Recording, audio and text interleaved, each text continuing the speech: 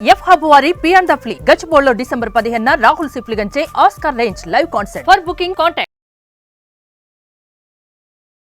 స్వామియే శరణమయ్య. స్వామి శరణమయ్యప్ప. సార్, సమాజంలో జరిగే కొన్ని ఇన్సిడెంట్స్ మన చుట్టుపక్కలనే జరిగినప్పటికీ కొన్ని మనము అవి విననట్టుగానే ఉంటాం. కానీ కొన్ని సిచ్యువేషన్స్ ని అరే ఇంత దారుణ పరిస్థితికి తీసుకొచ్చాయా అని అనిపిస్తూ ఉంటుంది. అప్పుడే ఇలా జరగకుండా ఉండి దీంట్లో ఏదో ఒక మార్పు రావాలి అని కోరుకుంటూ ఉంటారు. అలా అంటే తండ్రి మూర్ఖుడైనా మంచివాడైనా కొడుకు అనేవాడు ఎలా ఉండాలి, అసలు కొడుకు తీసుకోవాల్సిన రెస్పాన్సిబిలిటీ ఏంటి, వాల్యూస్ ఏంటి, ఎథిక్స్ ఏంటి, చిన్నప్పటి నుంచే పేరెంట్స్ వాళ్ళకి ఎలాంటివి నేర్పించాల్సిన అవసరం ఉందంటారు సార్? సో ఒక కొడుకు ఎలా ఉండాలి తండ్రితో, ఓకే, పేరెంట్స్ తో ఇద్దరు మదర్ ఫాదర్ తో ఒక కొడుకు ఎలా ఉండాలి. కొడుకు మెయిన్ గా కొడుకుని చాలా హై లెవెల్లో చూపిస్తారు మన దగ్గర. ఒక కొడుకు చాలా ఇంపార్టెంట్, వేరే వేరే కార్యాలకు కూడా ఇంపార్టెంట్ అని చెప్పి చూపిస్తుంటారు. సో కొడుకుకు ఒక స్పెషల్ బాధ్యత, అందులో పెద్ద కొడుకుకు ఆర్ ఇంట్లో కొడుకుకుండే విలువ ఒక సపరేట్గా పెట్టారు మన దగ్గర. నేనేమంటానంటే any child for that matter has a responsibility towards parents. పిల్లలని ఎప్పుడూ కూడా వాళ్ళ లైఫ్ని కంట్రోల్ చేయాలి అనే పేరెంటింగ్ దాంట్లోకి వెళ్ళకూడదు ఎవ్వరు. ప్రతి పేరెంట్ నేర్చుకోవాల్సింది ఏంటంటే you can't control children's life. You may guide, you may show a path, ఒక దారి చూపించచ్చేమో కానీ అది కూడా నీ ఇల్యూజనే. You can't control is an illusion. నేను నా పిల్లల భవిష్యత్తు ఇలా ఉండబోతోంది, వాళ్లతో నేను ఇలా ఉండబోతున్నాను అన్నది ఇల్యూషన్. నీకు లక్కులో కుదిరిందంటే కుదిరింది, లేకపోతే నువ్వు ఏం చేసినా వాళ్ళు మారే ఛాన్సులు తక్కువ. అలా అని వదిలేలేంగా గాలికి. సో మనకంటూ కొన్ని బాధ్యతలు తీసుకోవాలి, మనకంటూ కొన్ని కొడుకుని మేనేజ్ చేసే కొన్ని ఇంపార్టెంట్ స్టెప్స్ ఉంటాయి. ఓకే, అందులో first and foremost thing at a very early age discipline అనేది బాడీలో నేర్పించాలి. ఓకే, డిసిప్లిన్ అంటే రెండు విషయాలు ఇక్కడ, అథారిటేటివ్ అండ్ లవింగ్. అంటే నువ్వు ఈ పని చేయకూడదు అని ఉండడం వెరీ వెరీ రాంగ్. ఈ పని చేయకూడదు ఎందుకంటే ఈజ్ ఇంపార్టెంట్.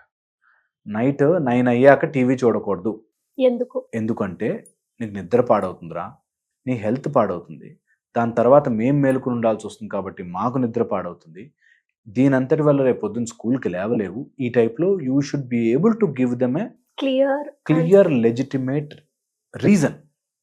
అండ్ వాళ్ళ బిహేవియర్ కూడా రీజన్ మనం చెప్పించగలగాలి. ప్రతి తండ్రి కొడుకుతో ఎక్సర్సైజ్ చేయించాలి. ఎందుకు చేస్తున్నావు, నీకంటూ కారణం ఉందా? నా కోపం వచ్చింది, నేను ఇలా చేశాను, యాక్సెప్ట్ చేయకూడదు. అసలు నువ్వు ఏం కోపం వచ్చినా సరే నీకంటూ కారణం ఉందా, ఆ కారణము చెప్పగలవా, ఎక్స్ప్లెయిన్ చేయడం కూడా రావాలి. చాలామంది పిల్లలకి ఎక్స్ప్లెయిన్ చేయడం రాక నేను చెప్పినా నువ్వు వినవు అనే స్టేజ్కి వచ్చేస్తారు. చెబితే వినేటట్టుగా పేరెంట్ ఉండాలి, అండ్ చెప్పేటప్పుడు ఆ రీజనింగ్ వీళ్ళు కరెక్ట్గా ఇచ్చేటట్టుగా ఉండాలి. ఈ రీజనింగ్ గనక పిల్లలకి నేర్పిస్తే పిల్లలు విల్ రియల్లీ బి మనకి ఒక లైన్లో పడ్డట్టుగా ఉంటుంది. ఓకే, పిల్లలకు ఆ రీజనింగ్ నేర్పించక నేను చెప్పేశానంటే అంతే అయిపోయింది, నేను చెప్పినట్టుగానే నువ్వు చెయ్యాలి, ఇలాగే ఉండాలి అనేవాడు కొన్ని రోజులు నీ దగ్గర ఫుడ్ తీసుకున్నంత వరకు ఉంటాడు. వాడు ఓన్ ఫుడ్ సంపాదించుకున్న రోజు నువ్వు ఎవడివిరా అంటాడు. అందుకని కారణం ఇవ్వడము ఉండడం చాలా చాలా important. Okay, second very very important, ఒకవేళ ఇలా చేస్తున్నప్పుడు ఎప్పుడైనా యాంగర్ ఇష్యూస్ వస్తే పిల్లలతో కూడా చెడు మాటలు మాట్లాడకూడదు.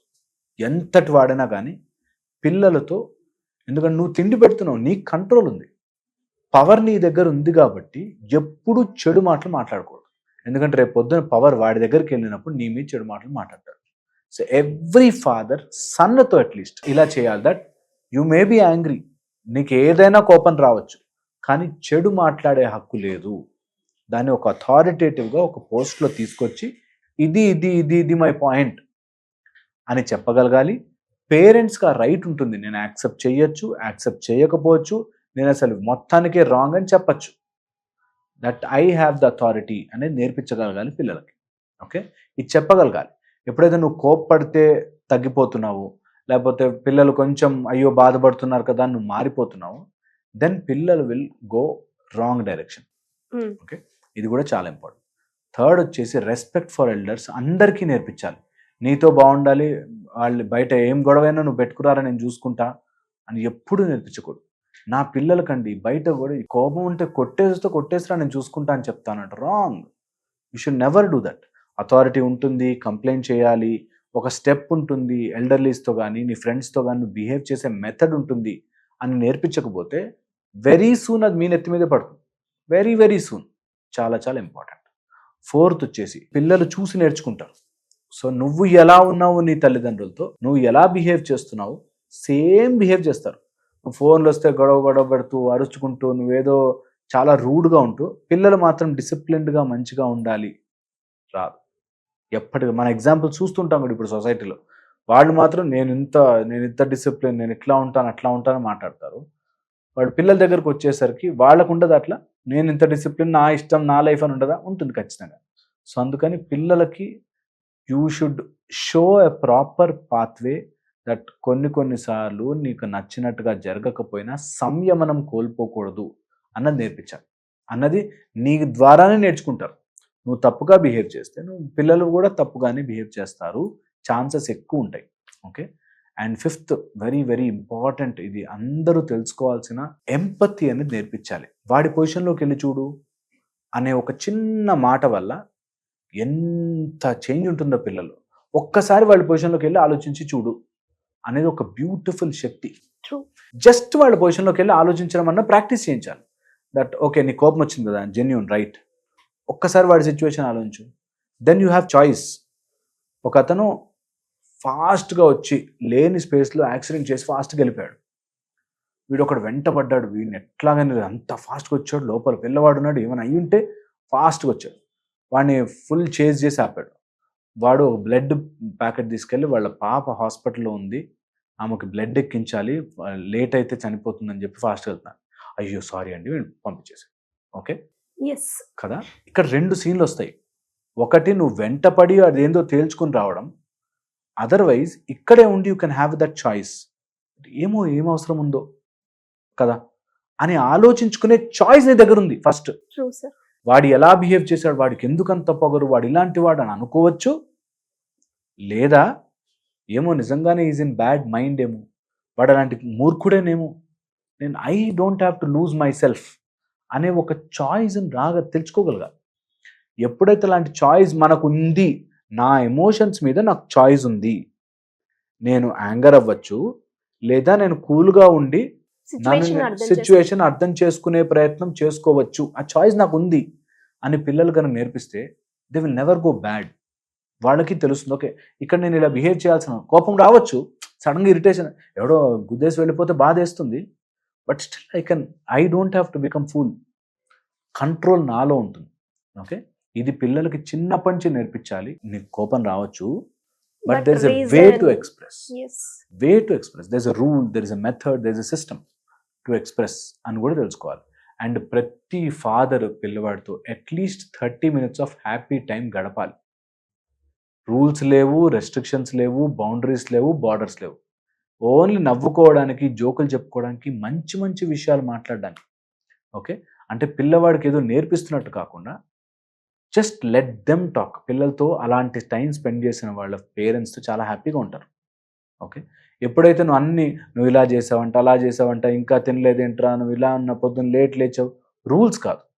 ఒక ½ an hour of good time, మంచి మంచి స్టోరీస్, మంచి మంచి మాటలు, వెరీ అడల్ట్ టాపిక్స్, పెద్ద టాపిక్స్, ఇలాంటివి జరుగుతాయంట, అసలు మూన్ మీదకి ఎందుకు వెళ్ళారు, అసలు మనకి ఇక్కడ ఏం జరుగుతుంది, ఇలా వేరియస్ టాపిక్స్ మాట్లాడుకోవచ్చు.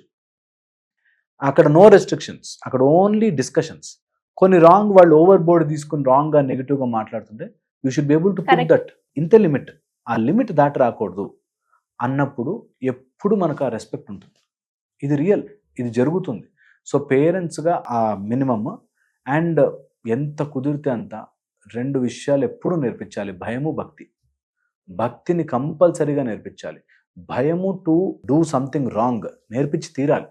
నీకు దయ్యం అంటే భయం, భూతం అంటే భయం అని కాదు. తప్పు చేస్తే తప్పురా, నేను సపోర్ట్ చేయను. If you are doing wrong I'm very strong to not supportive అని కనుక తెలిస్తే పిల్లలు ఆటోమేటిక్గా సెట్ అయ్యి మంచిగా ఉంటారు. అండ్ పిల్లలు అండర్స్టాండ్స్ ఇట్ ఫాస్టర్. నువ్వు ఎప్పుడైతే రూల్ బ్రేక్ చేసి నీకు నువ్వే తప్పు చేస్తూ నీకు నువ్వే దొంగ పనులు చేస్తూ వాళ్ళకి మాత్రం కరెక్ట్ చేస్తున్నావు అంటే they will wait for their opportunity. ఇప్పుడు తిండి దొరకట్లే కాబట్టి వాడు కొంచెం 22, 23 ఏదైనా జాబ్ వచ్చిందంటే నువ్వు ఎవడివిరా అంటారు. Okay, so hope this gets through. ఇంకా చాలా ఉన్నాయి అలా చెప్పుకుంటూ పోతే. ఒక మంచి తండ్రి కావాలి అంటే నిజంగా ఒకటి పూర్వజన్మ పుణ్యమై ఉండాలి, రెండోది వచ్చేసి మనకంటూ చాలా సంయమనం ఉండాలి. కొడుకు has to go through so many steps కాబట్టి వాళ్ళ టీనేజ్ కానీ లేకపోతే యంగ్స్టర్గా ఉన్నప్పుడు ట్యాంట్రమ్స్ కానీ అన్నీ ఆ రోలర్ కోస్టర్ వెళ్తూ ఉంటుంది. సో వాళ్ళన్నిటినీ మనం ఎమోషనల్గా ఫూలిష్ అయిపోకుండా వాళ్ళ ఆ స్టేజ్ని దాటుతున్నప్పుడు మనం సపోర్ట్ చేయగలిగితే, చెయ్యి అందించగలిగితే పిల్లలు చాలా బాగుంటారు. అది అందించకపోతేనే ఇబ్బంది. And there is no rule, ఇలా ఉండాలి ఇలా ఉండకూడదు, తండ్రి అంటే ఇలా ఉండాలి, మినిమం ఇలా అలా చేయకూడదు. There is no rule. నీకు ప్యార్సే చేయాలి, పిల్లలకి మనస్ఫూర్తిగా చేయాలి. అలా చేస్తే they will definitely be good. డెఫినెట్గా సార్. అంటే చూసే ప్రతి పేరెంట్స్కి కూడా అంటే ఎవరైతే ఇప్పుడు పేరెంటింగ్ చాలా డిఫికల్ట్ అయిపోయింది అని మాట్లాడుతూ ఉంటారు, కానీ మనం చెప్పే పద్ధతిలో మనం చేసే పనుల్లో కనుక కొంచెం మార్పు వస్తే ఆటోమేటిక్గా ఆ ఇంపాక్ట్ పిల్లల మీద కూడా పడుతుంది అనడంలో ఎలాంటి సందేహం లేదు. అండ్ ఈ వీడియోలో మీరు చెప్పిన పాయింట్స్ ఏవైతే ఉన్నాయో 1-2 సార్లు కనుక ఆలోచించి వాళ్ళు ప్రయత్నిస్తే ఆ రిజల్ట్స్ వాళ్ళే చూస్తూ ఉంటారు. Thank you sir, thank you so much.